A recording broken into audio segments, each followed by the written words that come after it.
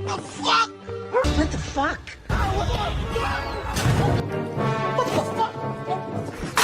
What the fuck? What the fuck? What? The fuck? What the fuck? And what the fuck? Not what the fuck. Ways to Freedom with your host, Mbwebe Ishangi.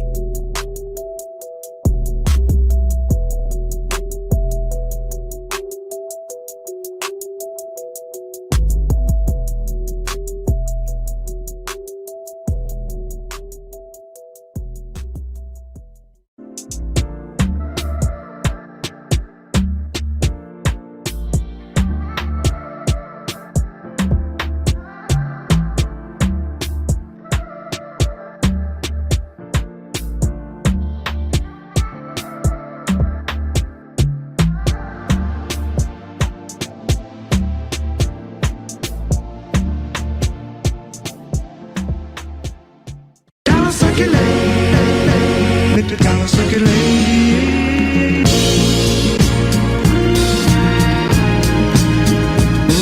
Let the dollar circulate. Let the dollar circulate.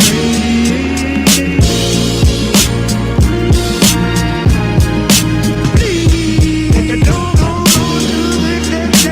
Dollar, dollar, dollar, dollar, dollar, dollar, dollar.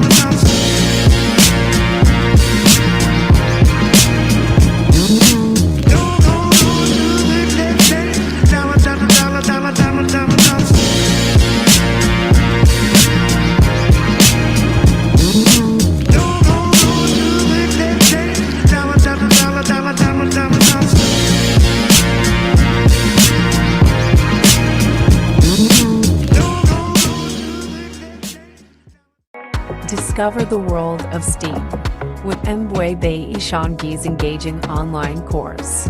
From slave ships to steamships, STEAM stands for science, technology, engineering, arts, and math, fields that drive innovation and creativity. Perfect for families age 13 to 75. This course brings these disciplines to life through history. Hands-on projects, interactive lessons, and real-world applications. You'll explore robotics, coding, art integration, and more, all from the comfort of your home. Sign up today and reignite the creative genius inside for every generation. Visit CryptoWokeMovement.com for details.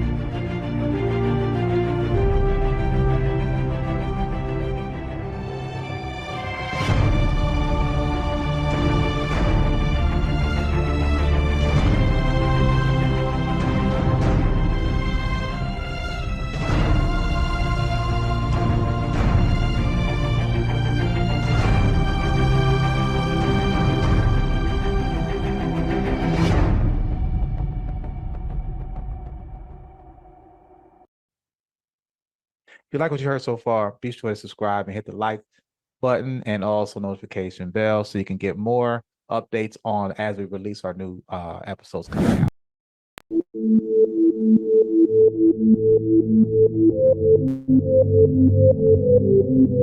Welcome to WTF, Ways to Freedom podcast show, where we explore all areas that bring freedom in state of mind, body, and spirit.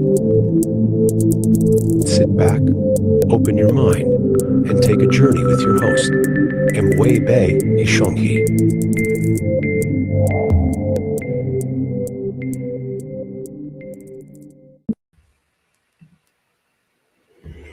Bless up, everyone. Greetings, greetings, greetings. How's everybody doing tonight on this Tuesday, November 5th? We are dealing with the election of the president of the United States today. So I figured it was fitting to do this, release this episode 14, of why your vote does not count. Now, before you shut down and be like, let me turn the channel and look at something else because I don't feel like hearing none of this. Please understand that I come with information, history, and awareness. This is not to cause a rift in the water or to make you even be pissed off at me for something that I didn't do. I'm just saying that we're part of a system, and that, if you're familiar with What the Fuck, meaning Ways to Freedom podcast show, you know that we are all about trying to expose the lies and bring truth to what's been happening, and our insight of what's happening in this world. And so that means that, some things we'll be talking about, topics will be very dear to us. It may be painful. It may piss you off. It may make you not want to hear what's going on. But nevertheless, I think there's something in us all that wants to know the truth, especially if we've been lied to. So this episode tonight is really dedicated to the ancestors, all of our ancestors that have fought for us to have the right to vote, believing that the voting system was just and that would enable us the equality that we have been still seeking since emancipation in 1865. So, this is dedicated to them. And I hope that you understand the importance of why this topic is relevant. All right. So tonight's topic, as I mentioned, is going to be covering, again, the politics of everything, right? Every 4 years, everybody gets hyped. Everybody's interested in, the candidates, even though we don't get to really choose them. They're kind of chosen for us. But nevertheless, every 4 years there's a new face on the map. And in this case, we got some familiar faces. We got a vice president with Kamala Harris, and then we got um, Donald Trump, Cheeto man, trying to run to be reelected. This is his third go around. Obviously he ran again in 2020, and he lost to Joe Biden. He won in 2016 against Hillary Clinton. Not going to talk too much about them as candidates and their background because we've seen enough of that. You can find it anywhere on YouTube. But what I really want to talk about is the whole system of voting and how that was created. I think that's more important. It isn't so much about the faces that you put in front of me. It's about those unseen faces that put this whole thing together, this whole sham. All right. So that's what tonight we're going to be talking about, is really getting into the history, the origin of what it is. And, before and doing that, I'm going to do some house cleaning. If this is your first time visiting WTF Ways to Freedom podcast show, welcome. I hope that you find the information here insightful. If anything challenges you in your ways of thinking, it doesn't necessarily mean you have to agree with me, but I hope that it helps you to even confirm what it is that you believe in, and you're willing to go out and do the diligence to back up what you're saying or what you believe. And if you have been here before, welcome back. Good to see you again. We're getting, again, this is episode 14, and I'm really loving this space of being able to, because I'm a writer and I've always written things, and I'm stepping out of my comfort zone to now come on camera and talk to folks about these views. So I give thanks for those returning folks that have come, whether you're watching it live or you're watching the recording, appreciating your continued interest and support in what we're doing here. So if you haven't already, I do welcome you to subscribe, hit that subscription bell, hit the subscription button, the notification bell, so that you'll be hit with notifications when I put out new episodes. And also, if you want to share it with your constituents, your family, your friends, your spouse, your lover, your cousin. This information is is made and catered towards people of African descent in the United States, really African people worldwide, Black people in general, if we want to get all political, because, that's another thing we're dealing with this woke culture. Is we still trying to name ourselves. But anybody of melanated hue, this information is for you. And bars.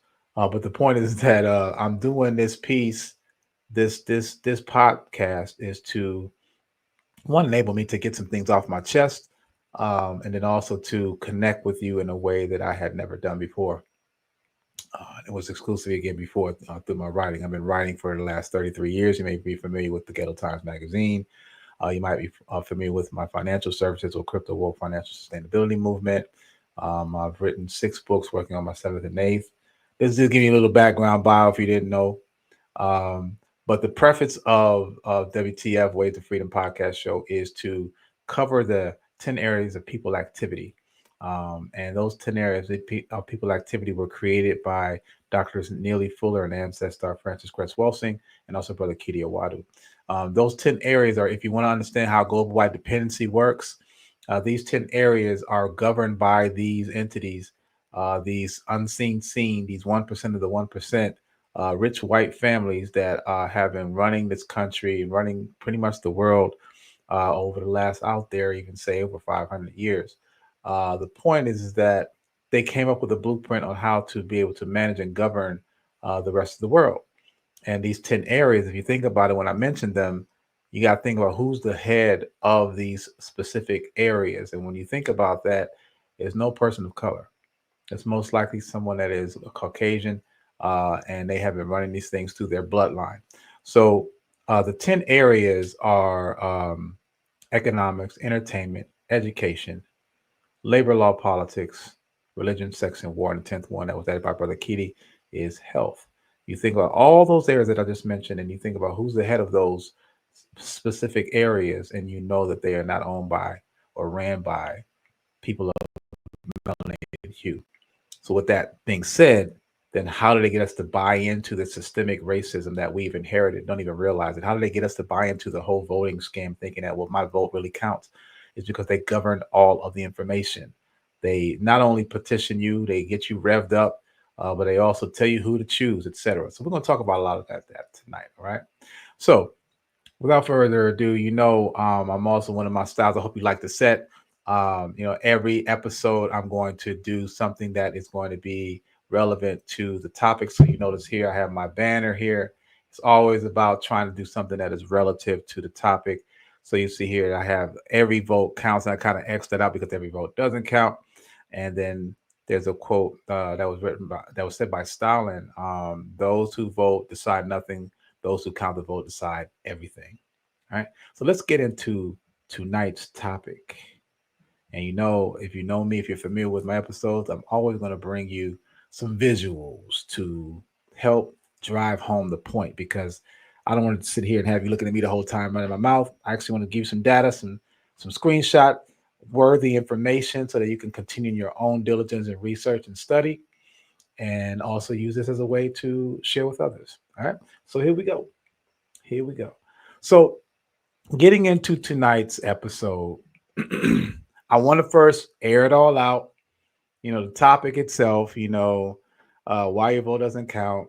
I'll tell you proudly, I'm a non-registered voter. I haven't voted since Jesse Jackson. I don't remember what year that was. I think that was 80, maybe 92, maybe 88 or 92, one of them years. That's the last time that I voted. And it's not because I'm lazy. It's because I did some research. It didn't sit well with me the way the voting system is arranged and set up and how it's been running. Even way back then, without the information that I know now, I smelled something fishy, and it didn't make me want to partake in those reindeer games. But before getting into that, let me be honest. Well, I'm sorry. Let me be transparent and let everyone, excuse me, the typical responses I hear over the years that I've said I'm not a registered voter, everyone says it, oh, your ancestors died for you to have the right to vote. That's the typical number one thing that people usually says, right? People die for your right to vote. Your vote matters, or, voting is a privilege, and why would you not participate in voting? And another one is, well, I'm voting anyway. It's way too important not to. And then there's the last one I hear all the time is if you want change to happen, it starts in the polls, right? So these are usually responses that I receive from family, friends, constituents, my people, our people, right? Black people, speaking about how important it is to vote. and exercise your power, quote unquote, right? But my thing is I feel like there could be something more done. I choose not to vote, and we'll get into that again. But I also believe that just going in there and choosing a person and walking away doesn't really get the job done. And the reason why is because we can look at the evidence. We're still in a bad situation, and it's getting worse. When I'm speaking demographically about our folks, we're still suffering. We haven't come out of anything. We have a robust purchasing power, but we're still impoverished. We're still getting the least amounts of education in regards to in public school systems. Um, Job availability, job scarcity. There's still things, wage discrepancies. There's so many things that we're still experiencing. And we still got to realize in 2024, some of us still are calling us niggas and calling us coons and calling us, not coons, but calling us monkeys and things of that nature. We're still living in this world where we haven't gotten any closer to equity or equality that we thought was going to happen from the civil rights era. We're actually further away from that, if you want my opinion. All right. So again, use this as a second to, relish in the fact that, yeah, I haven't given you any reasons why, other than typically I'm saying I'm not a voter. But as I get into this information, I hope that you are willing to stay and hear why I feel the way I feel about voting. That's what this episode is all about. All right.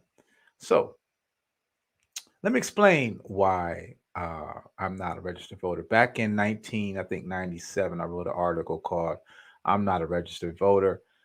It caused a lot of uproar in my readers, and I understood why. I understood. Let me just plug in my computer because I keep forgetting to do that. And the last thing I want to do is have power run out because that would not be a good thing. So, but I had countless folks get on me about it, and again with those same quotes that I said before, and I had reason to say that I did it and to be public about it because I didn't have to even do that, right? But here's the thing: every 4 years, there's a new face addressing the same problems. We're talking about Medicare, Medicaid. We're talking about higher wages, lower cost of living.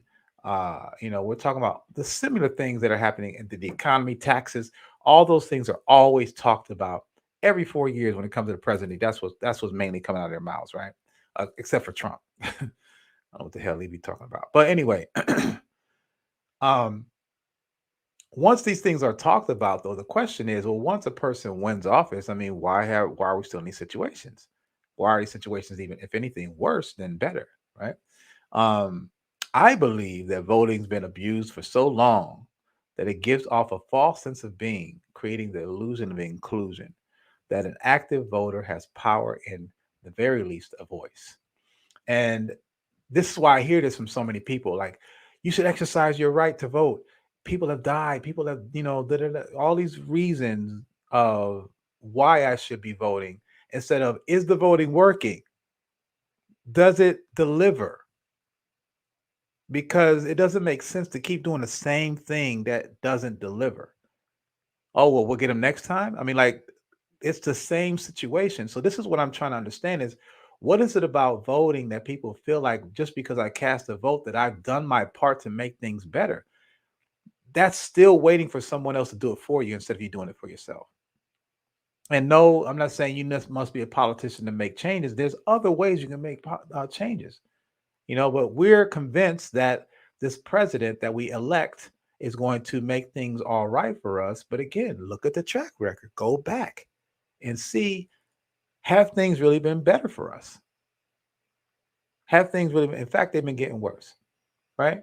So that's the one thing when I put out, but I want to play this clip here that kind of, again, this is just to give you a taste of where I'm going this evening. All right, here we go. Believing everything you hear.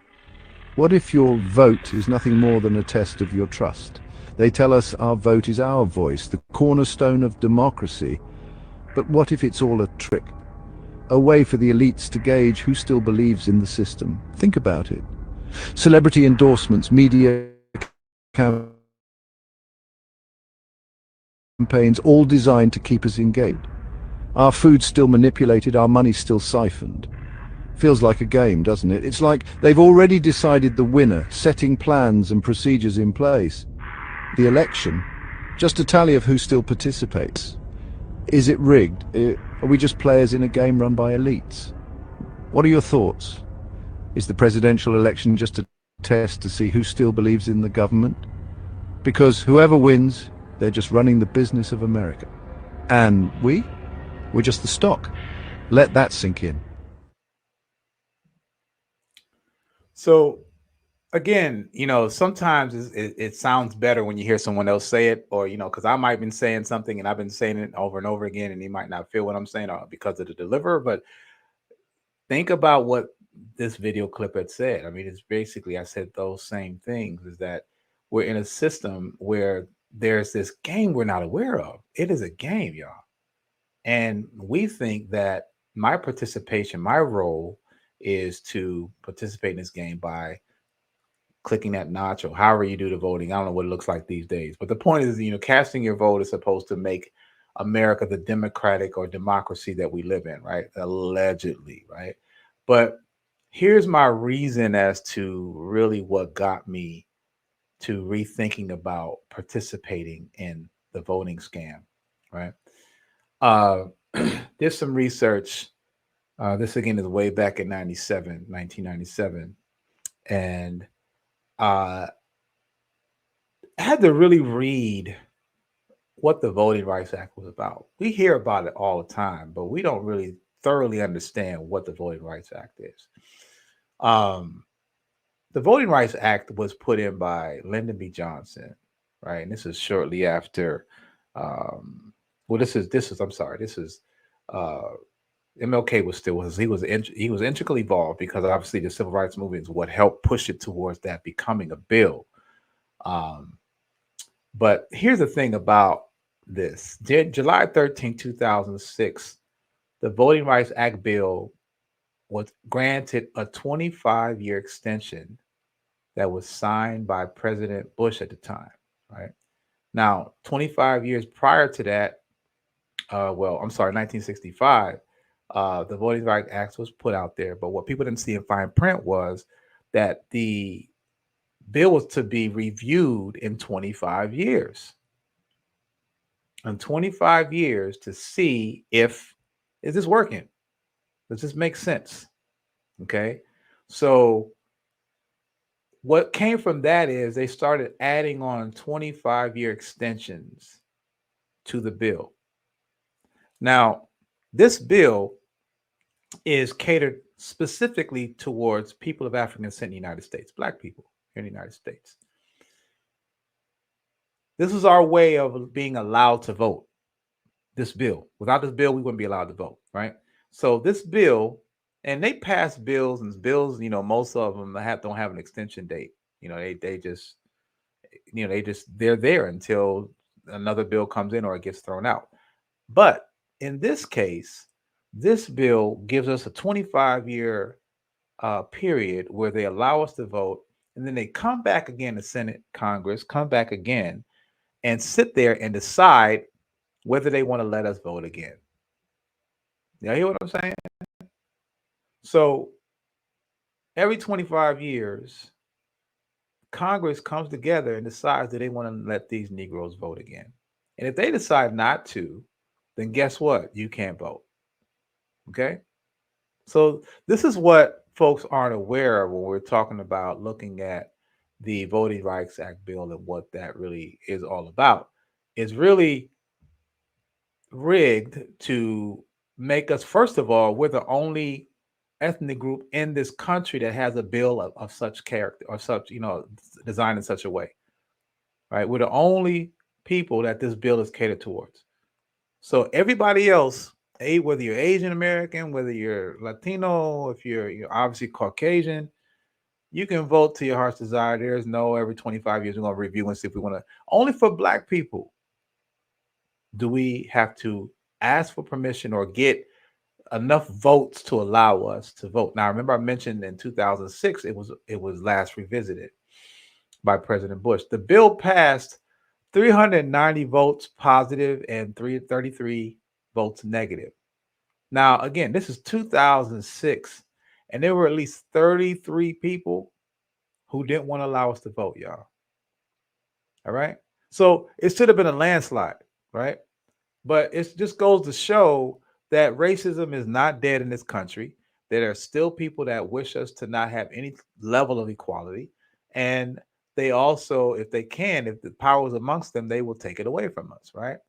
So here's the interesting thing about it is the next bill extension comes up in 2031, right? In about 7 years from now. It's 2024 right now. So about 7 years from now, you may not be able to vote again unless Congress elects and says, yeah, we'll give you another extension. And they're doing this right before the 2032 election, the year before that. So just keep that in mind. So my thought is, well, if we get 25 years, why not life? Like 25 to life. Like, why can't we be able to vote because we're citizens, period? We're the only ethnic race that this applies to. And to me, that's something that even our our black president Obama could have did with his 8 years in office. You think he couldn't have pushed to get the bill abolished, that it would be permanent? That could have been one of his things. You know how they have in the end when the president is when they are leaving office, they get to give what is it, not immunity, but they give somewhere where they can let even criminals out of prison or whatever. I mean, that could have been something Obama could have did. And that's one of my biggest beefs with him. Like, he didn't do anything to help black folks. And I don't expect Kamala either. But the point is that this bill still exists. And we must be aware of that. Right. So let's get into the history of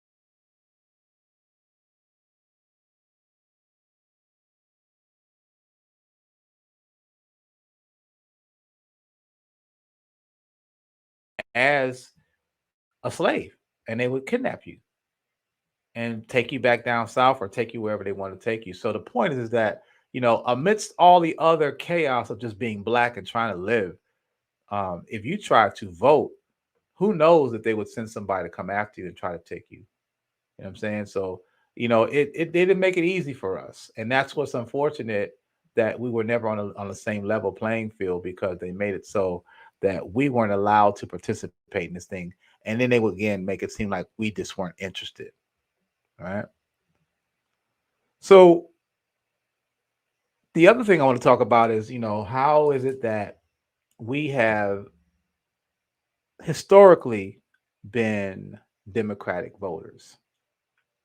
I want to play this clip of ancestor Malcolm X, and then we're going to unpackage it after that. Check this out. You're the one who put the present Democratic administration in Washington, D.C. The whites were evenly divided. It was the fact that you threw 80% of your votes behind the Democrats that put the Democrats in the White House. When you see this, you can see that the Negro vote is the key factor. And despite the fact that you are in a position to be the determining factor, what do you get out of it? The Democrats have been in Washington, D.C. only because of the Negro vote. They've been down there 4 years. And all other legislation they wanted to bring up, they brought it up and gotten it out of the way, and now they bring up you. And now they bring up you. You put them first and they put you last. Because you're a chump.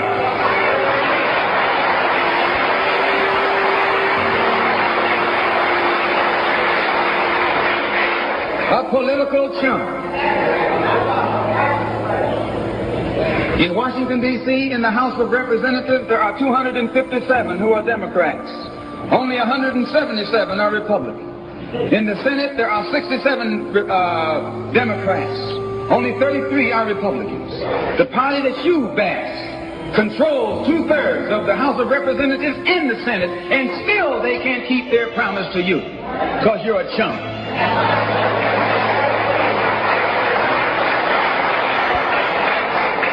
Anytime you throw your weight behind a political party that controls 2/3 of the government, and that party can't keep the promise that it made to you during election time, and you're dumb enough to walk around continuing to identify yourself with that party, you're not only a chump, but you're a traitor to your race.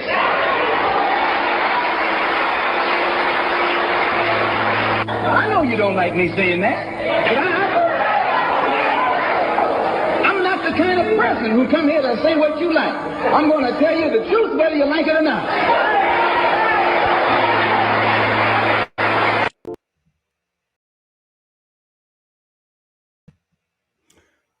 Your ancestor Malik El-Shabazz, he didn't pull no punches. And when you think about it, he said this, nearly 60 years ago, right? 1960s. And it sounds like he's talking today. It's the same scenario. You get all this weight of us putting behind the Democratic Party. We're voting Democratic because we don't want to be Republican. Only that. Don't know why, but just because that's just what everybody does, regardless of what the Democrats do or don't do for us. And they haven't done anything for us, but we put all our weight behind it because what? Because we don't want Republicans to be in the party or in presidency or in the House, because we have been told that, they don't have any love for us, right? Ask yourself, do you think that Democrats do? These politicians, do you really think that they have love for you? You know what I mean? But, a lot of us have been disillusioned with politics and thinking that, your vote counts and who you put in there, they're going to actually do what they say they're going to do. And they'll come back. They don't come back to your hood again until they're trying to get reelected. And what do? We fall for the okie doke and put them back in office and get no results. It's that same song and dance. You know what I mean? But we sit here and talk about progress, or we're making it. All right. Well, let's look at it. Let's look at the stats, right? How do we become so democratic in our voting, right? When we were first, obviously women were allowed to vote. So when African men or people of African descent in the United States were emancipated, the 15th Amendment of 1870, obviously that whole thing about the Civil War is really what made it easy for us to want to vote, right? And we actually voted not democratically, we voted for Republicans. Why do we vote for Republicans? Was because good old Abe Lincoln was a Republican. And what was good old Abe Lincoln known for? Freeing the slaves, right? If you know the history, you know the true story of it. He didn't free the slaves because he wanted us free. He freed us because the Union was getting his ass kicked by the Dixies, by the South. And what he did was he freed all slaves in those below the Mason-Dixie line. He didn't free any slaves that were in the North. And a lot of people don't even know that there was slavery in the North, but it was. So the black folks in the South now being freed, where it was predominantly where we resided because of the cotton fields and because of the climate allowed for tobacco and cotton to be picked. Those were the two major crops that were being produced that slavery enslaved Africans had to perform or deal with. Those freed now Africans jumped the Mason-Dixie line and came north, fought on the side of the Union to beat the Confederates. All right. So this is where initially black folks were all voting Republican, not Democratic. They were Republican, right? Today, when we look at the stats, 39% of Americans identify as independents, 32% as Democrats, and 23% as Republican. This is the Pew Research 2014. Now, when we do it by ethnicity, 49% of white folks are Republican. 80% of us, people of African descent, are Democratic. So that's when it's funny when you hear someone says, I'm Republican. Black people be like, what? Like, that's a head turn. Like, what the hell's wrong? What you sniffing, right? Because we just traditionally do not vote Republican. And not to say that there's been any good Republican candidates, nor have there been Democratic, right? But we always shun the Republican Party. And nor am I trying to sway us to either or, because remember, I'm not registered. I don't deal with all this crap. But the point is that, Republicans have always got a bad rap when they were the ones that were behind the freeing of our ancestors, right? But we don't talk about that. So since 1968, no Republican presidential candidate has received more than 13% of our vote since 1968. So we traditionally do not vote Republican. Okay. But here's the thing. And this was a conversation I had with a dear friend. And this was said to me, and I had to jot it down because it made so much sense. If you can control someone's mind, you can control their life. You can control their life. You can control their destiny. You can control their destiny. You can control their purpose. You can control their purpose. You can control their whole existence. And three of the main tools I think that are being used to have this control is one, religion.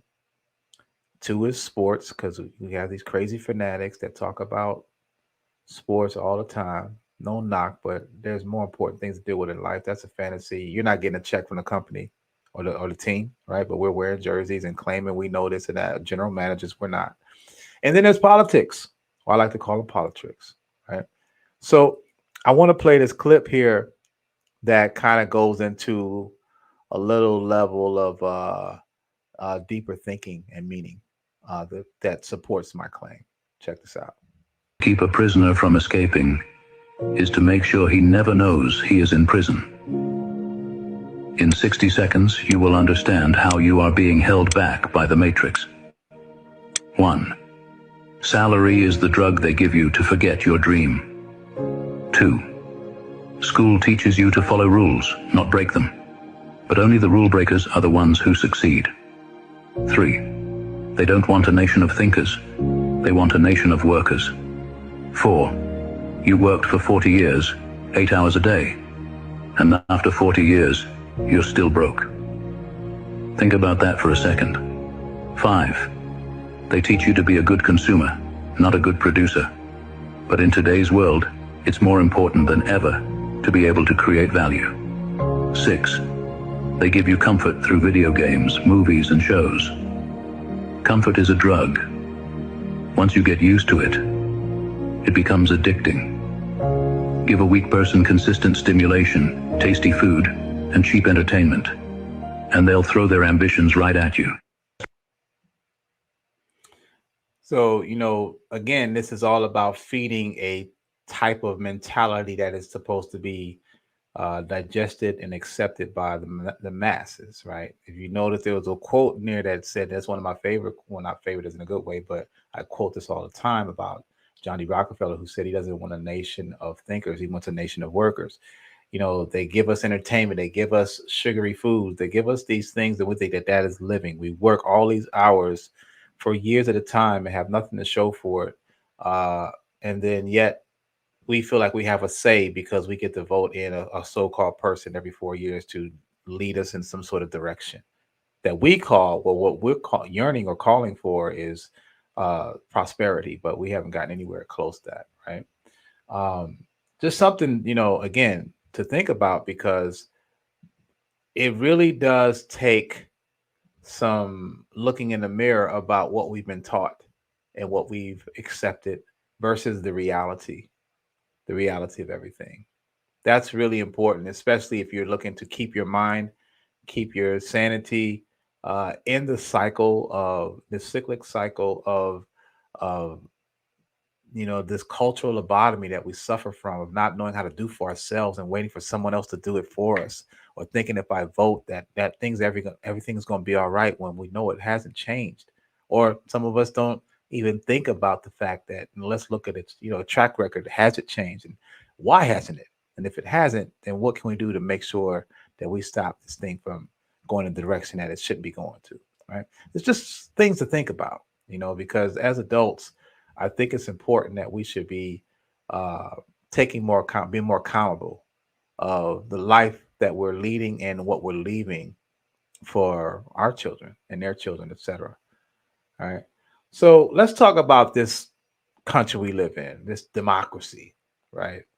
And when you think about democracy, it's defined as a means of a minority has those rights which enable it to work within the system and to build itself up to be a majority and replace the governing majority, right? So when they used to say, oh, as a kid, you could be president one day, no matter where you live, right? Whether you got money or not. Well, that's a democracy, meaning anybody has a chance, right?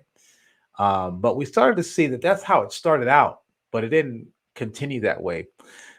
We saw a change between 1884 and 1932 where big business started to get involved, and they started, purchasing politicians. We were more active in voting in the 1870s and 1880s, but once big business got involved, and started buying out folks, they would say one thing and do the opposite because they got that big check.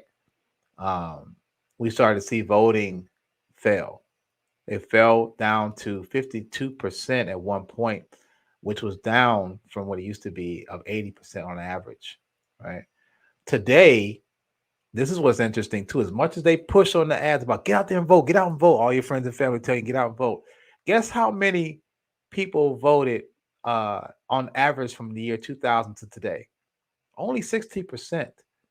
60% of the American population votes every year or for every candidate. So that's just something to also let you understand that some of us understand that this is some bullshit, right? And some people say, well, those people, they don't vote because they're lazy, or they give whatever reason as to why we don't get involved with politics, etc. But that is not always the reason. Yeah, there are some people that are just lazy, they don't even care what's going on, etc. But when you think about those folks that are up that 60%, there's a lot that comprise of folks that are aware of the nonsense and the fuckery of what's going on in this judicial system. It's only assisting them, not assisting us.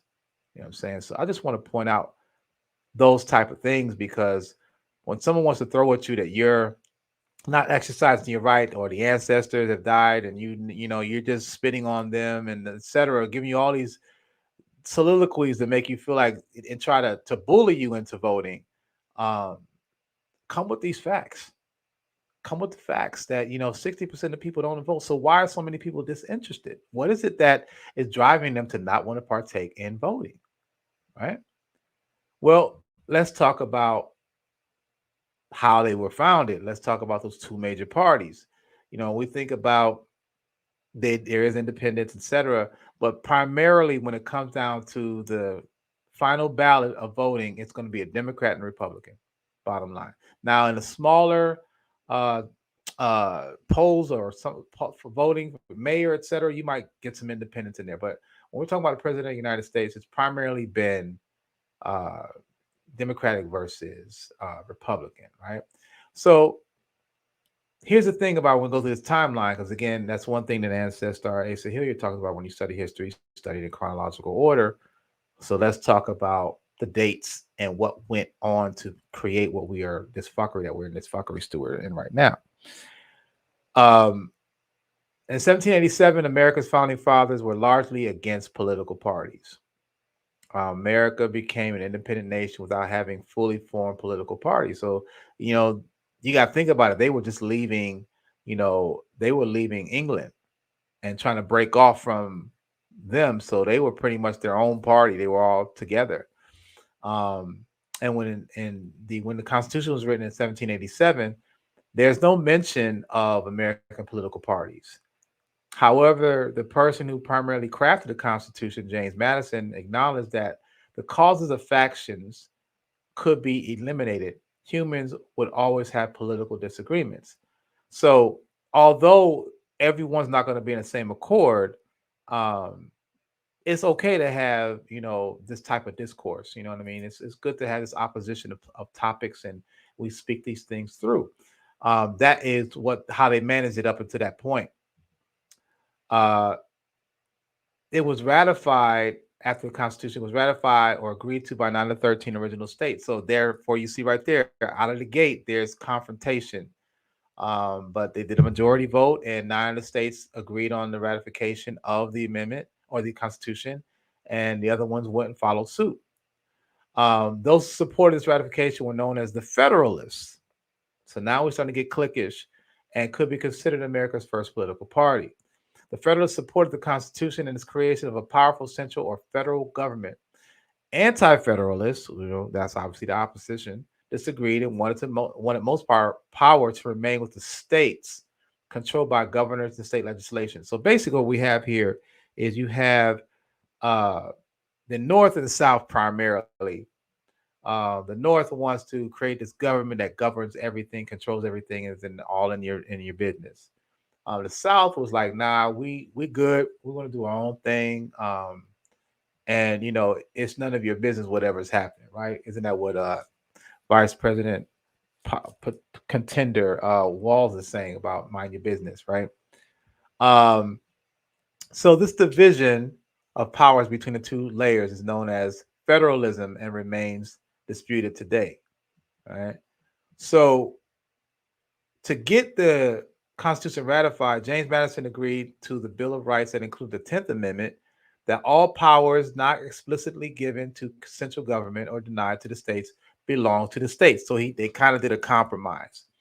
The Federalist victory in the ratification debates led to military hero George Washington becoming the first U.S. president. So all this led to, they were grooming, this president to come in, and he was going to be the face of this new country, right?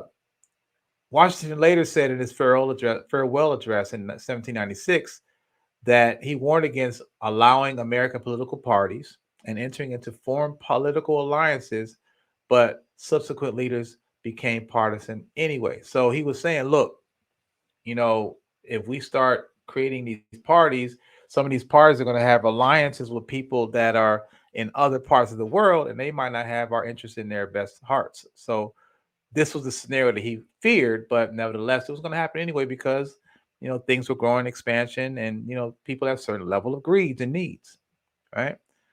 Same year, 1797, that autumn saw the first partisan election. Federalist John Adams narrowly defeated Democratic Republican Thomas Jefferson to win the presidency.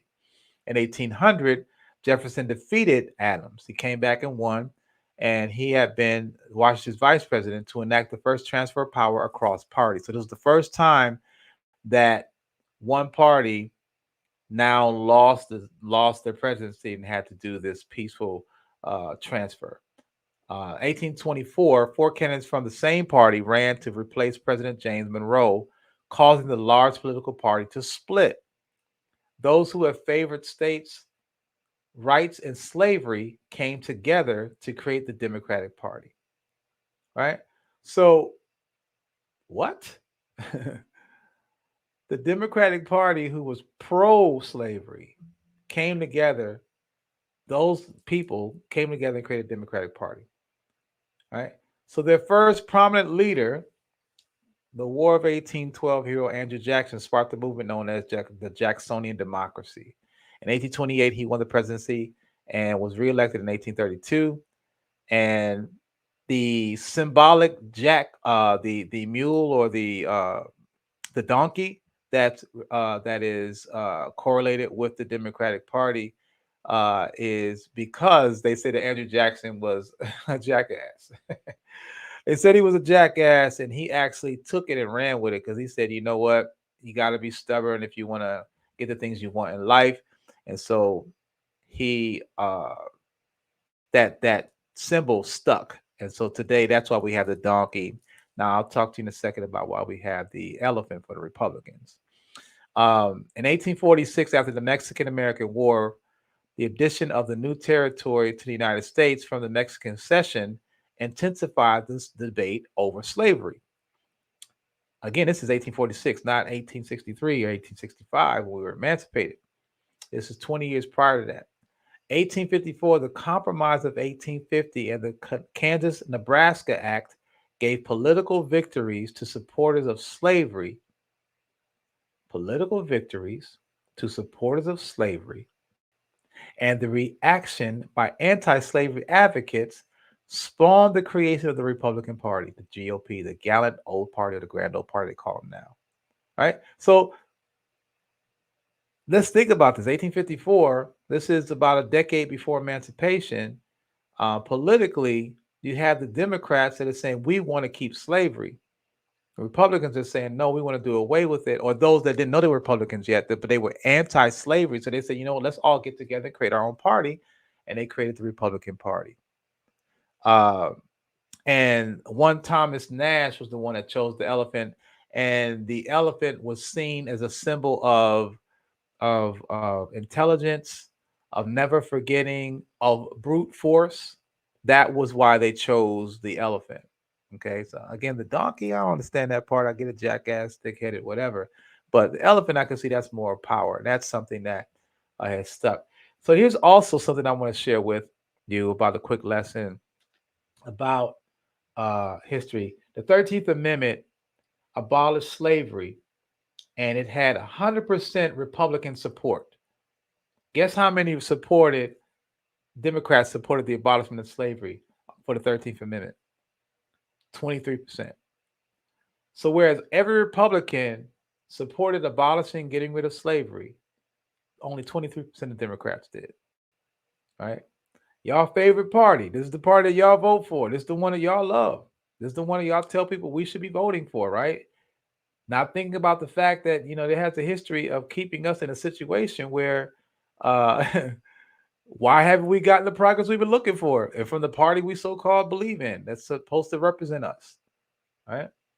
The 15th Amendment, right to vote for all men, was supported by 100% Republicans and 0% Democrats. So again, you have Republicans that want to give the right to vote to Black people amongst themselves. But it's the Democrat Party that said, nah, we ain't having that. We don't want Black people to vote. The Democrats, y'all, do the history. It's there. All right. Another one, the 14th Amendment. I jumped. I did 14, 15. So let's go back to the 14th Amendment. It gave citizenship to freed slaves. So not only were you free, but you had citizenships. You were now a member or citizen of the United States. Republican Party gave it 94% of the Republican Party supported this act or this notion. 0% of the Democrats. Okay? Do you understand what I'm saying here? The Democratic Party is not for us. And they've been using, just like Malcolm said, they've been using us. Right? 0% wanted us to have citizenship once we were emancipated. 0%. And then something more recent, Obamacare. I don't know about the Obamacare thing, but it's a stat in there. It says the 0% Republican support and 86% Democratic support. So I'm not going to get into that point. But the point I do want to point out is the 13th, 14th, and 15th Amendment that we've seen 100% Republican, up to 100% Republican support, and 0% or the highest 23% abolishing slavery from Democratic support. So let's just understand the reality of what it is and the illusion. They never talk about this in politics, right? They never bring this up. And how is that and why is it so? But let's get back to the timeline. 1856. Amid the background of slavery debates, the Democratic Party and the Republican Party faced off for the first time in a presidential election. Right, this first time in 1860, Democratic James Buchanan won a narrow election, but in 1860, the Republican Party, who directly opposed slavery, won the presidency after Buchanan chose not to run for a second term. A split in the Democratic Party in 1860 helped Abraham Lincoln, who was a Republican, win. In 1861, the Civil War began a few months later. All right, so this is giving you again timeline of what was happening during this period. Now, the next question is like, how did it become where it became so disrupt? Because how is it that now today Democrats are seen as the good guys, Republicans are seen as the bad guys? That politicians are how are they now traditionally corrupt? I mean, if you're doing anything good, you're not going to be a politician for long, right? Well, there's a book that I recommend reading called Tragedy and Hope by Carol Quigley. It is a great read about the history of the world of our time. It talks about the political regime. It talks about a lot of stuff that we don't know about the unseen scene. These uh, families that are behind the faces that they put in front of us that we think are running things and they're really not. They're actually the ones that choose. When you talk about the round table group, they're the ones that choose the presidency before there's even an election. So boom, I just blew your mind right there, let you know that hey, your vote doesn't even count. That's what I mean by it. You're voting. President's already determined. The International Monetary Fund, um, the um, the Cecil Rhodes Roundtable Group, they choose presidents. And if you think about it, a president is supposed to be the ruler of the nation. Well, why is it every 4 years you have the potential of losing that? And we know that in England, if you're a king or queen, you're going to be there for your entire life, right? And it stays in your bloodline, right?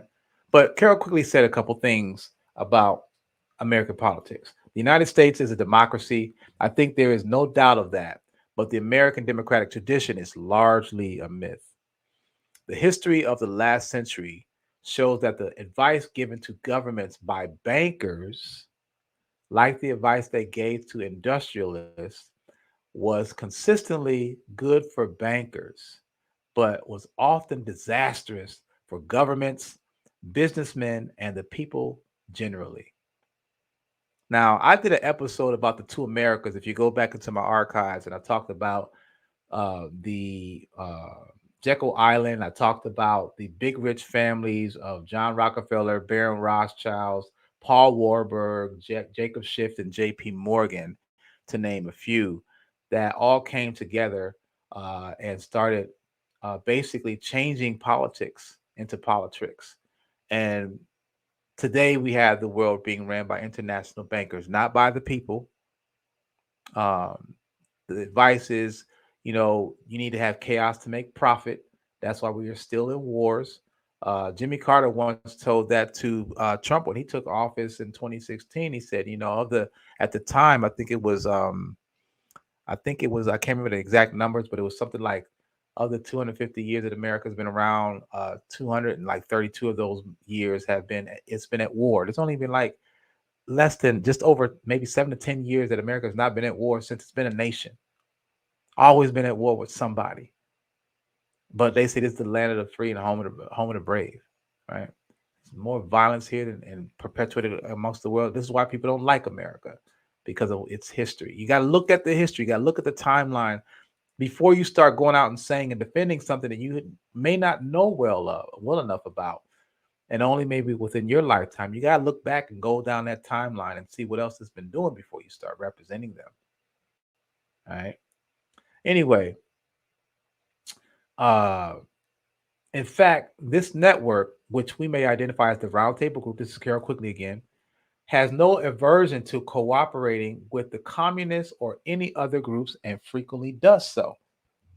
People of the Roundtable Group are not American. They live all around the world and they have no loyalty to those nations. Their loyalty is only to themselves. All right.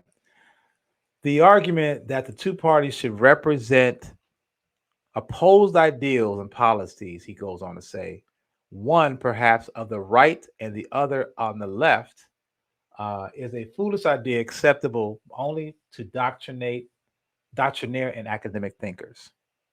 So again, we think that there's only two things. There's two ways. We pick Trump, we pick Kamala. Like there's only two choices. Everything is, and you got to take everything that comes with those two people, right? And so they always talk about the far left and the far right, and this is what they're thinking. And like there's only two ways or two problems or two challenges. Well, there's so many more things, and they never address anything. Everyone brings up the issues about the other party, but the issues that they're supposed to be dealing with never gets dealt with. Yet every 4 years we out there voting, hoping for a change, right? This is an excerpt from my book, Pot to Piss in Intergenerational Wealth Planning, page 85, where I talked about Jekyll Island, and I talked about those families, the Rockefellers, Rothschilds, Warburgs, and J.P. Morgans, etc. Quote, on the night of November 22nd, 1910, a group of newspaper reporters stood disconsolately in the railway station at Hoboken, New Jersey. They had just watched a delegation of the nation's leading financiers leave the station on a secret mission. It would be years before they discovered what that mission was. And even then, they would not understand that the history of the United States underwent a drastic change after the night in Hoboken. This is put up by Eustace Mullins. In summation, and again, you can go back to the article I did about the two Americas, is that these men came together. They rode a train from Hoboken, New Jersey, down to the state of Georgia, Jekyll Island. Stayed there for I think it was 9 days or 10 days. Weren't allowed to leave until they came up with a plan on how they was going to control America. When they left after those 9 or 10 days, their plan was to create the Federal Reserve government, the Federal Reserve note, the Federal Reserve, create taxes, where Americans had to start paying taxes. They started creating all these different venues that would basically assure them funds and ensure that we would be indebted, or basically being those workers that Rockefeller talked about. He didn't want a nation of thinkers. He wanted us to be totally discombobulated into thinking that, your way of living, your purpose for living is to earn a paycheck, go out and work. Don't go out and create. Don't go out and sustain. And at the same time, I need you to be dependent upon me. So I need you to come to me for your water, your needs, your food, etc., and take away those things that you could do yourself. Right. This is what happened when politicians were now being bought. They will go out and say have the good speech about what they're going to do, and then once they get in office, they do nothing of the sort. It stays the same plan that was there before they got there, before the president before them, the president before them. It's the same plan, the downward spiral of American values, of not even just American values, of just humane values. Because I can't even say that America ever had values, that anything that would be pertinent towards something that I would co-sign, right? Because they treated us like shit. But anyway, the shift of the ruling by the wealthiest is what then happened. We went from a democracy to a I messed it up, plutocratic or a plutocracy. We started moving into a place where the rich are running everything, right? And you think about it, it makes sense. This is what we've been living in. Plutocratic is a society that is ruled or controlled by people of great wealth or income. We always talk about how they be, taxing everyone except the rich, right? There's a quote by Rice Walker that says, "He who has the gold makes the rules." All right. Plutocracy is too long tolerated, leaves democracy on the auction block, subject to the highest bidder. This is Bill Moyer. So basically, we have politicians that are being bought to do the people that are buying them's biddings. And there's nothing they can really do about it, right? Because someone's always going to take that paper over, doing the right thing. Unfortunately, people have a price. They say everyone has a price. So Susie Chasm said, when a plutocracy is disguised as democracy, the system is beyond corrupt. So we're talking again about manipulation, corruption, etc. These guys that are buying these politicians have no desire to bring balance or equity to us as individuals, as common folk. They trying to lace their pockets and their bloodline indefinitely. This proof of this happened when President Woodrow Wilson said this on his deathbed. He said that he had been blackmailed. He must have had some extramarital affairs, and back then you didn't get coup points for that. So as president, he wanted to keep it on the hush, but in order to do that, he had to do certain things. And he was quoted as saying this on his deathbed: "I am most unhappy man. I have unwittingly ruined my country. No longer a government by free opinion, no longer a government by conviction and the vote of the majority, but a government by the opinion of the duress of the small group of dominant men." So he's telling you right there, they bought me off and I sold us out. Unfortunately, he didn't get the names. That's what they always mess up at. Why can't you tell us who? But we eventually found out who those folks were. All right. And ever since then, it's been about raising money, and common folk money doesn't even touch the amounts of money that are being raised by these rich families, right? So I actually did some diligence and I found how much US president spends on campaigns. And this was in let me see, when was this? I'm looking at my notes here. Yeah, it was from 1980 to 2020. I did some highlights here. Let me blow this up so you can see it better. You can see here that in 1980, Ronald Reagan, he actually raised $347 million for his run for presidency. And Democrats only raised 181. That's why they lost Jimmy Carter, right? But when you look at the numbers here, you can see how much money is being spent here. And when you understand that, you'll see that this is what PACs are. PACs are basically political action committees who come together and raise these funds. And these funds that are being raised are mainly coming from rich families. And these rich families mainly are, of course, Caucasian descent. So they're buying these politicians. And when they buy them, they're going to do their biddings, right?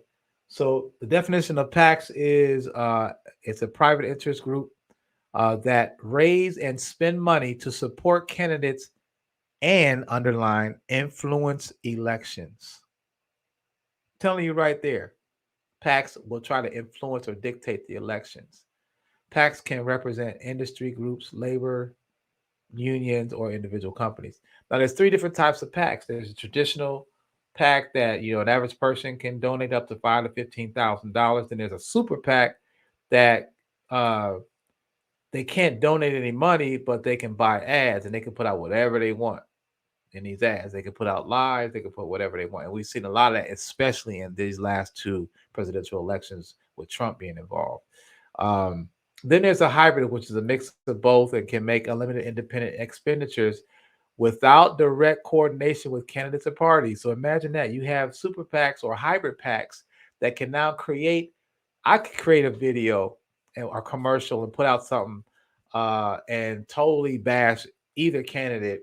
And because I put the money up, I'm allowed to do that. All that does is add confusion. If you think about all these ads you've been seeing, it's nothing but confusion because they're 1-point liners. Okay, Kamala wants to give transgender operations to all inmates. Okay, that's 1 point. And then they harvest on that. And then there's Trump with, never really, they're saying that he is, 81 and can't really, I'm sorry, 77 and he can't really think. Or is he 81? Whatever his age is. But the point is they're saying that he's incoherent, which he's proven. And really it doesn't have a desire to be any type of leadership. He's more like an entertainer or talk show host. But we're not going to talk about them too. But the point is that you can put out whatever you want, right? Another interesting point I found or heard recently, they talk about the amount of money that would be raised. As I mentioned, Ronald Reagan had a $347 million. In 2016, I believe it was, it was Trump who actually raised $884 million. And Kamala, since she came on the scene, she was able to raise $1 billion as of October of this year. She was able to raise $1 billion in her campaign. And someone was like, wow, that's amazing. He was able to raise $1 billion for your campaign presidency. And it's like, yeah, they said, yeah, and you're still neck and neck with them. So it's like, you know, all that money is still not giving you the edge that you thought it might have given you. But nevertheless, this is what we're dealing with. So the other even bigger issue here, in addition to people of African descent not having the right to vote, going through all these hoops and things, you had to have money to be able to vote back in the before emancipation, and obviously couldn't, so we were labeled as disinterested in voting. Then you have the Voting Rights Act bill, which has given us the right to vote, and we've been voting Democratic ever since, but still with no victory in regards to the type of lifestyle that we desire that we should get as citizens, as part of this country. But the even bigger point of fuckery in this whole thing of why I don't participate in voting is the Electoral College. And I tell people this, and they're not hiding this from you, but we somehow have amnesia. We somehow have amnesia in forgetting what the Electoral College is and what it has done. Okay, so by definition, the Electoral College is an electoral college, the body whose task is to elect candidates to a particular office. It is, I'm reading it from here, it is mostly used in the political context for a constitutional body that appoints the head of state or government, and sometimes the upper parliamentary chamber in democracy. Its members, called electors, are either elected by the people for this purpose or by certain sub-regional entities or social organizations. Now, it didn't add, Wikipedia didn't add that you don't know who the people are. The average person has no say in who's in the Electoral College. The Electoral College is made up of 538 elected members, one for each U.S. senator and U.S. representative, plus 3 for D.C., Washington, D.C. Your vote chooses the next president, but with a twist, you're actually selecting the electors. All right, let me just play this clip, man, so y'all can understand what I'm talking about. The Electoral College is how we refer to the process by which the citizens of the United States elect the president. Here's how it works. After each party determines a presidential nominee, the nominee strategically chooses a running mate for the general election. The teams then aggressively campaign in preparation for the election finale on November 5th, the first Tuesday in November. On Election Day, registered voters go to their local polling center to choose their party's nominee for president. The president will technically be determined by a system called the Electoral College. The Electoral College is made up of representatives, or electors, that are allocated based on the voting results in each state. States with bigger populations have more electors. States with smaller populations have fewer.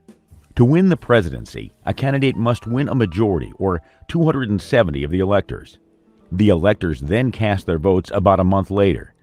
But the new president does not officially take office until the inauguration in late January. So he just said that the electors will vote the presidency a month later.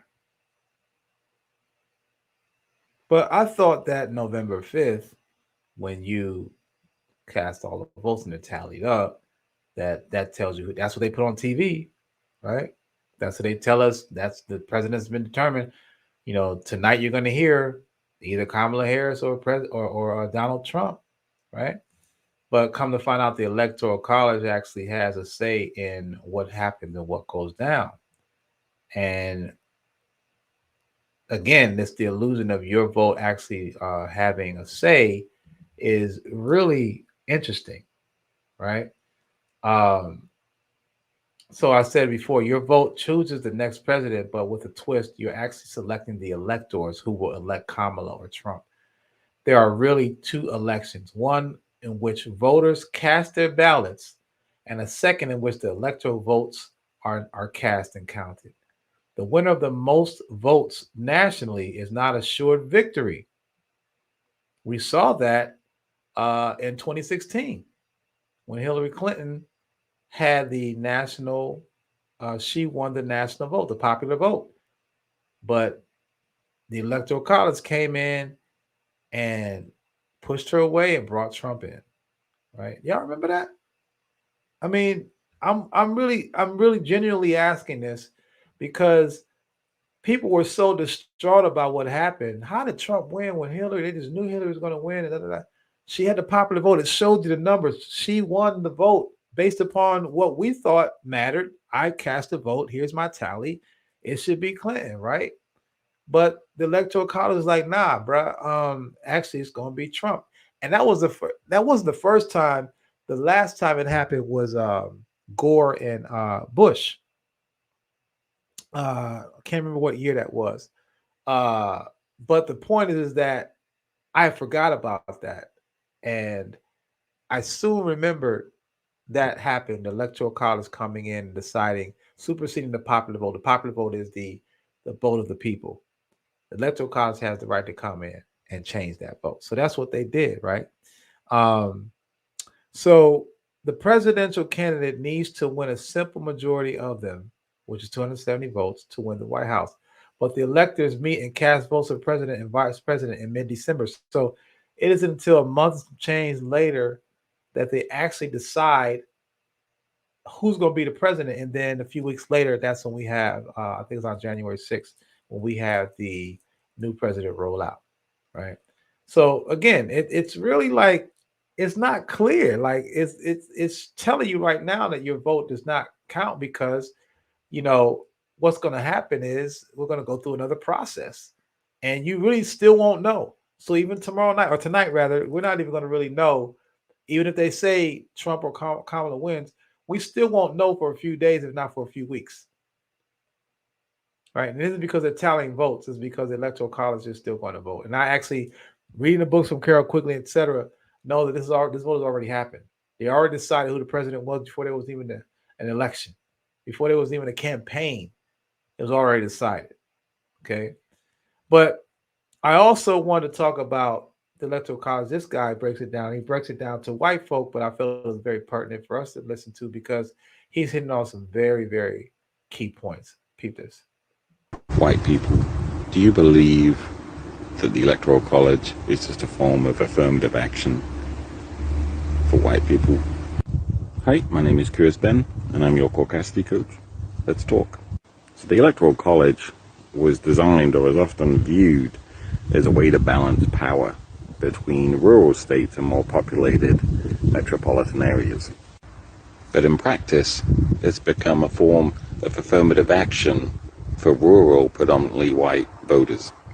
Consider this: the vote of an individual from Wyoming is way more power than a vote from an individual from California. This disparity means that the interests of rural white voters often outweigh the interests of more diverse cities. And yet the same white supremacists who rally against DEI and affirmative action have no interest in addressing this at all. So if you're a white person who's really concerned that everyone in America receives a fair deal and has equal weight in our electoral system, let's take all that energy that we as white people had against DEI and affirmative action and place it where it really needs to be, which is the Electoral College. Hope this helps. Stay compassionate. Stay curious. So he made it very clear here that of the electoral vote, the states that have the most votes in those states comprise of primarily more white folk than the diversity that we find in other states like New York, California, Georgia, etc. I mean, ain't too many black people living in Wyoming or Iowa, but they have larger electoral votes than other cities that are diverse in population and ethnicity. So that just goes to tell you right there that, why is that even necessary? You know what I mean? Because, what we know about voting is you go in there, you vote, you tally the vote, the one with the most wins. That's what we know. So why is this necessary step to have another committee come in that can usurp the popular vote, negate all of what you did? You all hyped, you pressed your lever and voted for your person, and it shows on TV that your person is winning, but then in the end they come around and say, oh nope, the other guy won or the other girl won. I mean, how deflating is that as a citizen to be participating in something that this can happen every time you vote, at least for presidency. And yet you still line up every year wanting to, or every 4 years wanting to vote for this cockery. I mean, it's fuckery, this fuckery. It's nonsense. It's true nonsense, man. So I just wonder, like, are you aware of this and the disadvantages that are put in place, obviously, for white folk to prosper and hold on to the power that they've been trying to amass and continue to for not just get again themselves, but their bloodlines. So with the Electoral College up until 1877, we were stripped of voting rights after the dispute of 1876 election. Ruther B. Haynes was Republican versus James Tilden, the Democratic. Tilden originally, this is the first time Electoral College was created, and they stepped in. Tilden won the popular vote. He was a Democrat. He won the popular vote. He had over 260,000 votes and 184 electoral votes. Hayes had 19 electoral votes, and from the states of Florida, Louisiana, and South Carolina, which tipped him over. And the United States Congress created the Electoral College, and by March 1877, awarded all the disputed electoral votes to Hayes, giving him 185 to 184 Electoral College vote victory. So, again, I don't understand the reason other than white supremacy, even with Ruther Hayes and Samuel Tilden, both white guys, obviously it was their policies. And obviously when we look at the different issues that they agree with or don't agree with, or they stand on, the Electoral College is going to go after what they feel benefits them the most, right? So again, we see these things today. That's why I'm not going to be shocked if Trump happens to win, even though he's done nothing presidential. People talk about how great a businessman he is. Come on, I mean, really look at the business he's done. And again, this is not to talk about the current politicians, because it doesn't matter. This is also pertinent to other politicians in the past and other runs in the future. They're all the same. They're all the same. They're probably going to get worse as far as character. I mean, I don't know if anybody can be worse than Trump, but the point is that they all deliver these empty promises and never deliver. They never show up with what they said they were going to do. Right. So they got me thinking, because we heard all this year about Project 2025. I didn't read all of it. I read some of it. I didn't cop this book because I wasn't going to give them my money. But I read some about it, and I kept thinking about how, man, this echoes something that happened like 6 years ago, or 5 years ago, rather. I'm sorry, 5 years ago. Y'all remember the 1619 Project? Yeah, 1619 Project that was put up by Nicole Hannah-Jones, that spoke about the real look at American history.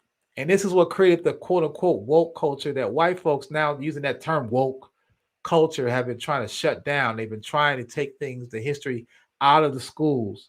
They don't want this story, this true story about the way this nation has been created and fashioned. They don't want it taught in the schools. And because we're in the information age, and primarily Black folks have been waking up and questioning the educational system, again, founded by John Rockefeller. I did an episode on that. You need to check our archives out. It talks about him and what he's done with the educational system. But the point is that we see that this is white folks, again, jabbing at trying to stop us from equity, from equality, from being equal to being equal citizens of this country, even though we're far better off. And I don't really want to be equal, to be honest, because, I don't want to be equal to wickedness. But to treat us fairly is a simple ask. And it's now become past. I'll talk about that as I'm closing out. It's not about the ask anymore. It's about the demand. But the point is that we're seeing that white folks are continually trying to shun or cover up their ancestors' misdeeds. And because, one, they're still benefiting from it, and they're doing it as well. 1619 Project takes a critical view of the traditionally revered figures and events in American history. That's all it does. It tells the truth about some of our historians and some of our quote unquote fathers of this country, the greats of this country. How they treated folks, particularly us. Now, the 2025 project promotes conservative and right-wing policies to reshape the federal government, including, I heard, of getting rid of Social Security. I heard of canceling Medicaid, Obamacare. Another one was it was another one. It was a simple thing. Oh, they want to get rid of the educational system, Department of Justice. They want to get so I'm like, how you gonna? How is? I'm not saying that these are lofty quests that they're trying to attain, and I just don't understand how that's going to be attainable unless you have something to replace it with and it's already in motion, ready to go. Because if you cut people's Social Security, if you don't have nothing else in place, it's going to be hell. You're going to see a whole bunch of wheelchairs and people with canes out there ready to go down and throw down. Okay, so the point is that, white folks are still trying to, even amongst themselves, they're so stingy. Damn, they're so stingy, yo. They don't want nobody, unless you're part of their clique, to have any part. And they're willing to unravel the fibers of this country, which I'm not totally against, but I just don't want to get caught in the crosshairs. You know what I mean? But all this is perpetuating the racism that we're still living in. And this racism has turned up, I would say, over the last 5 years. We've seen more racial things happening to us. And younger white people too. So I mean, they weren't even around in the 60s, so someone taught them it. It ain't the internet. So this stuff has been preserved, but we're starting to see more of this happening. And I want to play this clip here just to give you an indication of what I mean by like how they're trying to do it with sophistication. Check this out. Yeah, they're usually pretty racist and they're bad. I think voter ID laws are a way to perpetuate racism. Would you go as far as say those laws are racist? For sure. Do you think it suppresses the African American vote? Definitely. Tell us how. Because they're less likely to have state IDs. Minority voters are less likely to have the kinds of IDs that have been described or required. These type of people don't live in areas with easy access to DMVs or other places where they can get identification. You can always get IDs you do over the internet. Does that also make it difficult for black people in particular? Yeah, you have to have access to the internet. You have to be able to pay an internet service provider for certain fees. Do you think that's harder for black people to go online? Well, I feel like they don't have the knowledge of how it works. Now I'm here in East Harlem to ask black people their thoughts on what you just heard. Do you have ID normally? You carry ID around? Yes, I have state ID. Do you carry ID? Yes, I do. Do you know any black person who doesn't carry ID? No. Everyone that I know has an ID. Why would they think we don't have ID? That's a lie. Why would they say that? Do you have ID? Yes. Because I have my ID and my friends have their ID, so we know what we need to carry around. Yeah, everybody that I know have ID. Like, that's one of the things you need to walk around with New York with, ID. Do you know any black adult who does not have ID? No, I don't. Is it a weird thing to even say that? Yes, it is. What is this, some type of trick candy cameras? I know, right? That's the only thing I brought with me. Those are legit IDs. I heard a lot also that black people can't figure out how to get to the DMV. Really? What does that say to you? I know it's that, on 25th Street. Do you know where the DMV is around you? It's on 125th Street and 3rd Avenue, I believe. You know how to get there? Yeah. Did you have a problem getting there if you had to get there? No. I know these sound like silly questions. You know how to get to the DMV? Of course. You know where it is? Yes. You can get there? Uh-huh. No problem. No problem. Just checking. Okay. And I also heard a lot that black people, especially poor black people, have no access to the internet, can't figure out how to use the internet. That's just stupidity, honestly. Everybody has access to the internet. Even a little kid can figure out how to work the internet. So again, I mean, this is the world we live in, y'all. This is the world we live in where we have a lot of people that still think that we are subservient, we're less than, we're,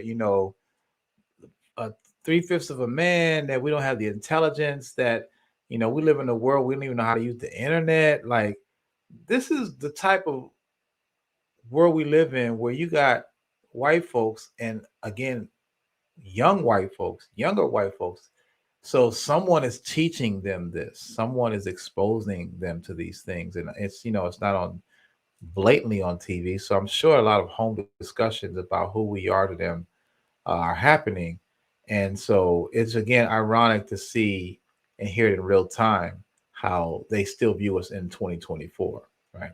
This is again that Project 2025 type of thing where they want to shut us down. I mean, it's happening globally because we're waking up. They're trying to shut it down. I mean, we could talk about what's happening in Kemet and how they don't want Black people to come over to Kemet anymore because we're over there doing, reclaiming what's ours. They're like, you got the young people in Kemet that are against Black people coming over because they're trying to say it's not ours. It's not our land. It's theirs, etc.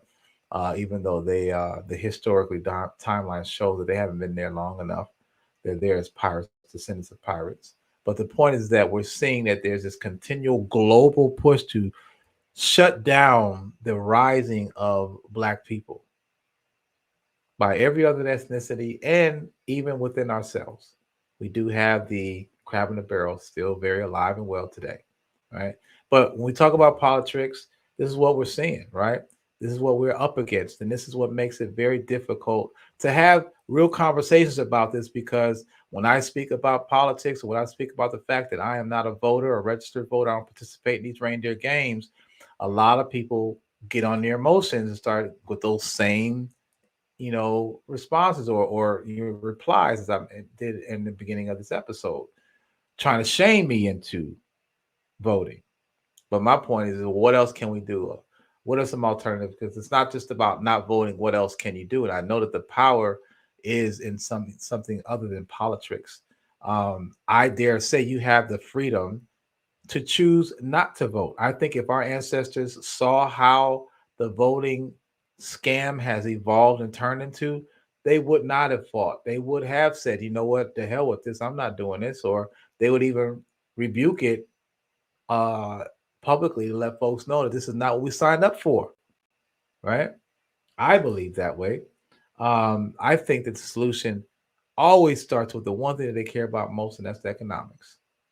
That is their language. That is what they understand, and they will do anything for that dollar bill, right?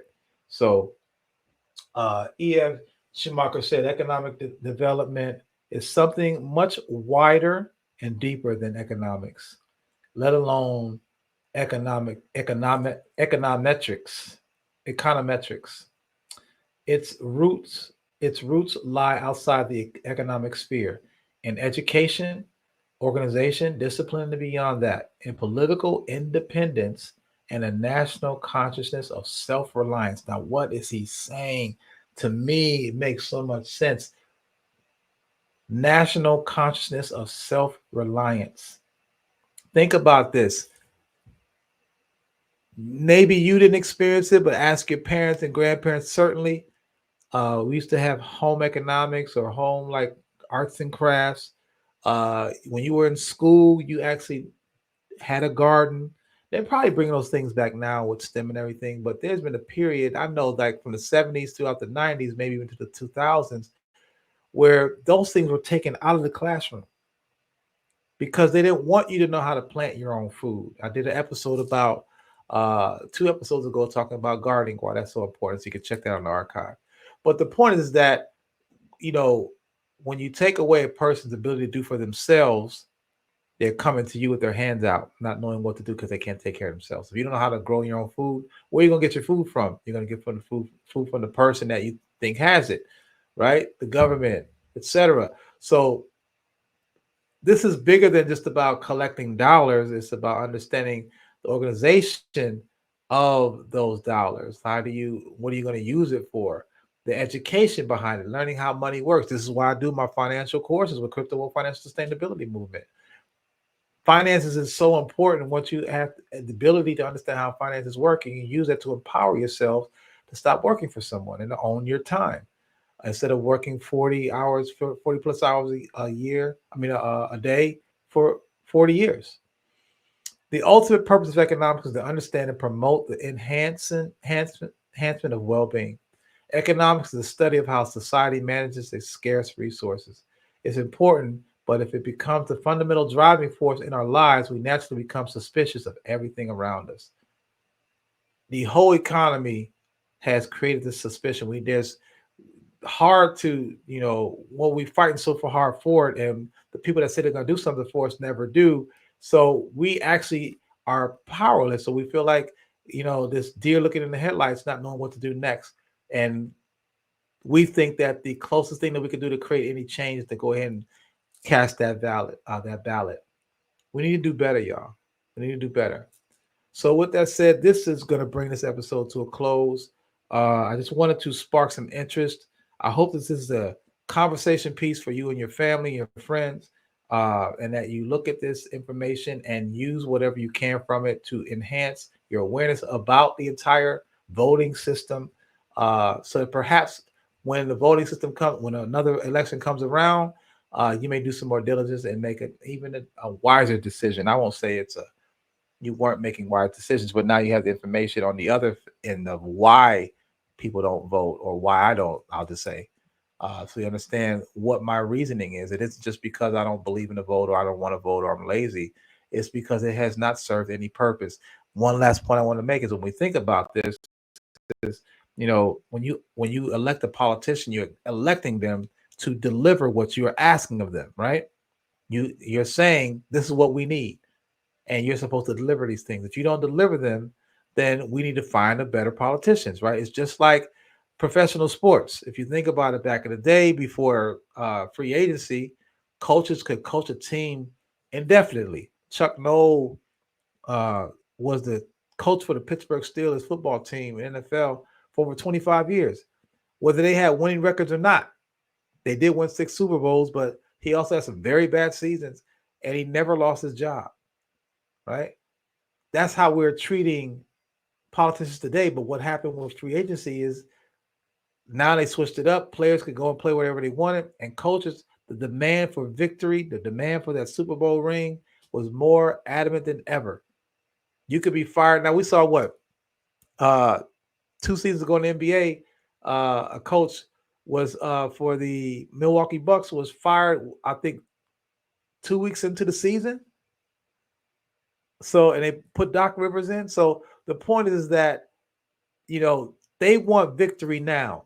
So my point is this: if you are going to be into politics and you're going to be voting, I urge you to consider getting with your crew and making them hold these politicians accountable simply by the demand of them giving you results. Where's our Super Bowl ring? Where's these things that we want? Let's abolish the Voting Rights Act bill, so that we don't have to every 25 years be given permission to vote. Like, these are things that I think if you're a voter, you should be considering to put on your plate to bring to your constituents, and then also to address these politicians to get these things in place. Because if not, one day you won't be able to vote. And I'm okay with it personally, but are you? That's the question. So give thanks for tuning in tonight. I hope that you learned something. I hope that is valuable enough for that you haven't, or if you haven't already, that you subscribed and you can look at the archives of other episodes I've done. This is the type of information that we put out. It isn't always, roses and sunshine. Sometimes it's going to be very deep and personal, and it, again, may tick you off. But my goal is to try to create a path towards freedom. That's what this is about. And there are 10 different ways to get there. As I mentioned in the earlier part of the episode, we talk about the 10 areas of people activity. We are using these 10 ways to get to freedom. And I think it's very doable in our lifetime. So again, if you like the episode, please feel free to like, share, subscribe, hit the notification bell, etc. And if you find it even worthy of a contribution, a monetary contribution, you can see on the bottom there. You can send via my Cash App at BitMarley or through PayPal at DG Times. So I want to give thanks for you again for tuning in. I look forward to seeing you again soon, and continue to keep your head up and continue to keep yourself aware of what's happening, and be up on this information out here. All right. Blessings and abundance to you always. Bless.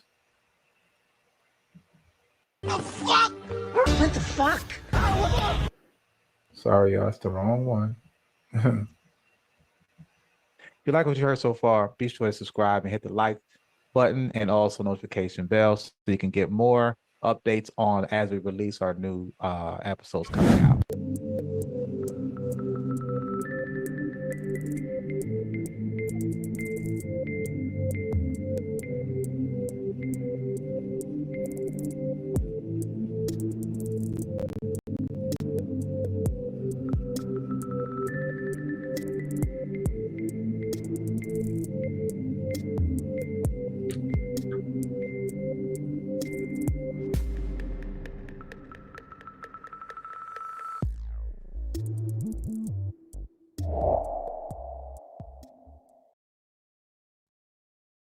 What the fuck?